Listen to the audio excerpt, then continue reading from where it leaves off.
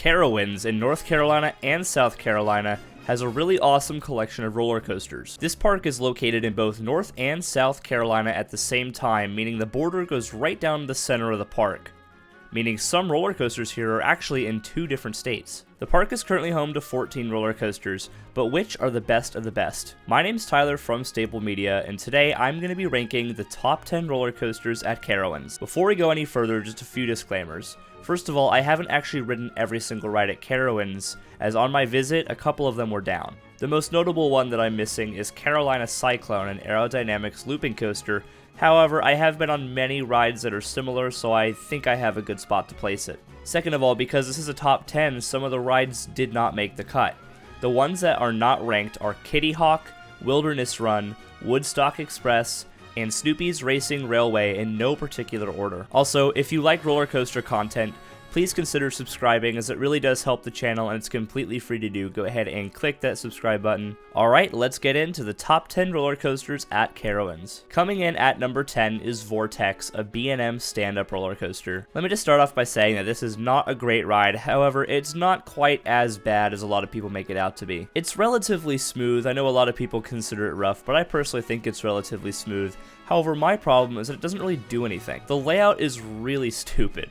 I'm also just not really a big fan of stand-up coasters. I do really like Riddler's Revenge at Magic Mountain, but that's just because that layout is really cool, and it's super intense. Vortex isn't really that intense, and the layout is just kind of dumb, so that's why it comes in at number 10. Number 9 is Ricochet and Mack Ride's Wild Mouse. I actually really like Ricochet. This ride was absolutely flying when I got to do it. I didn't even know that this ride was in the park, so when I got off it, I was actually kind of surprised.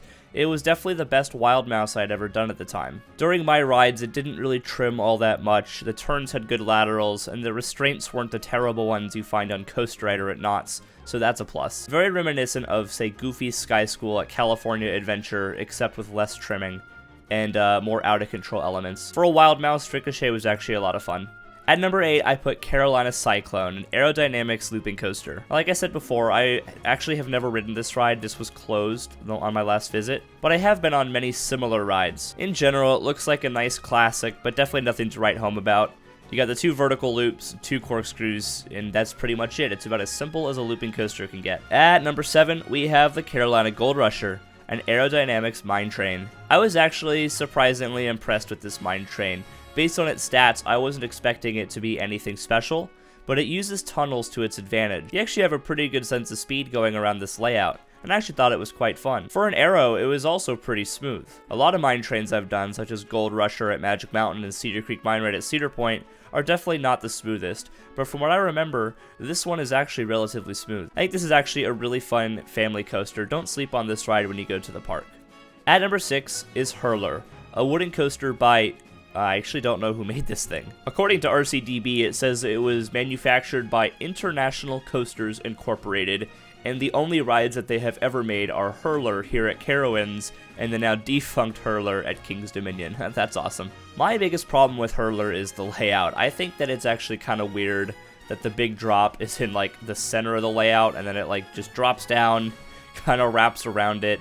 Then you go out and back. I don't know. It seems kind of off to me. Like why'd you do that? Really? I don't know. I can't quite explain it, but that's definitely my biggest problem with the ride. There are points of it where it just kind of meanders around and doesn't do much, but there are also a couple of good pops of airtime. I also really like wooden coasters, and I found this one not to be too rough, although I had heard from a lot of people that it was a really rough ride. At first I thought that I was just good with rough coasters, then I rode Blue Streak, and then that thing beat me up. So I genuinely think Hurler is a relatively smooth wooden roller coaster. Of course, it has its moments. It definitely has some patches of rough, but I think in general it's okay. Not the best wooden roller coaster, but also not the worst. I think that number 6 on the park is a fair spot. Coming in at number 5 is a roller coaster that actually kind of surprised me, and that's Flying Cobra's Vekoma Boomerang. I am not a very big fan of Vekoma Boomerangs. However, this one was actually really good. It has Vekoma's new vest restraints, which definitely help this ride out. It takes away headbanging, and you can actually appreciate the forces that boomerangs have to offer. That vertical loop going backwards is absolutely awesome. However, at the end of the day, it is just a boomerang, and the layout is really stupid. You go up backwards, you drop down, you take a Cobra roll forward, then you hit a loop forward, then you go up, and you drop back down backwards, and you do the whole thing backwards, and that's it. It's a very simple, compact ride model, and usually I'm not a fan of these at all.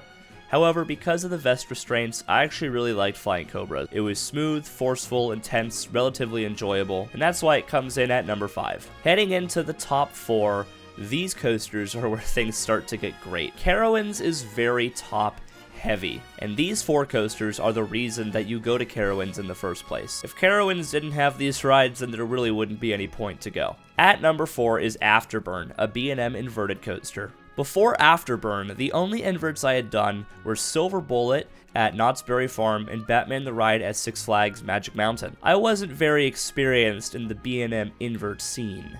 That's why when I got off this ride, I was absolutely floored. The ride tracks very smooth, and it's extremely intense. There's this one corkscrew element towards the end in particular where you have a near miss with a tree branch, and you just get absolutely thrown through that thing in the back row. I also like the general vibe and appearance of this ride with its fighter jet theme, and I really like the color scheme as well. The whitish gray track with the blue supports is really clean. And you can't talk about Afterburn without talking about the Batwing element. That element is absolutely insane. The only element on an invert that I think is more intense than Afterburn's Batwing is actually the Batwing on Montu at Busch Gardens Tampa. Afterburn is an absolutely fantastic roller coaster. Do not miss this on your trip to Carowinds. Coming in at number 3 is Thunder Striker, a B&M hypercoaster. Now, the last time I rode this roller coaster, it was still called Intimidator. They even did that thing when you pull out of the station, the ride operators yell, "Gentlemen, start your engines." And it had the reputation to trim. It was actually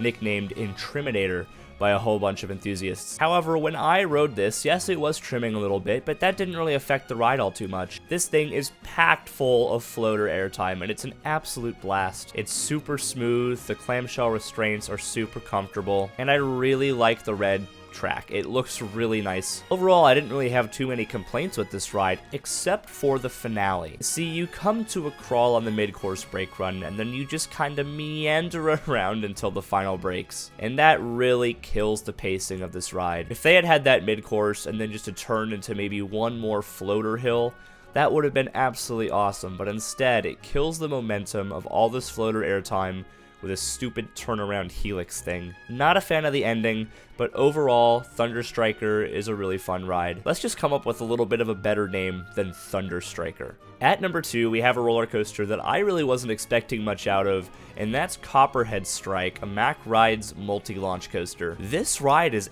actually bonkers. I really liked it. POVs don't do it justice. Watching POVs, I was expecting this ride to be kind of a mild family thrill coaster. Maybe like a little bit more of a thrilling version of Manta at SeaWorld San Diego. But what I got was actually quite different. I got a ride full of hang time, airtime, laterals, and just out-of-control elements. Combine that with Mack Rides lap bars, and you have a really solid coaster. The ride is super smooth, it's very well themed, has a lot of really cool theatrics, and the airtime actually surprised me. There's this one element that's reminiscent of a tangle dive on Maverick, and I actually really like it. This is the ride that I got off. I'm like, okay, I gotta go to Cedar Point, I gotta ride Maverick, I gotta see what that's all about, because if that's better than this, that's gotta be a great ride. And a great ride it is. If you guys want to see what I think of Maverick, be sure to check out my top 15 roller coasters at Cedar Point video. But we're talking about Carowinds, we're not talking about Cedar Point right now. Copperhead Strike is really, really good. Do not sleep on this ride. It's an absolute blast.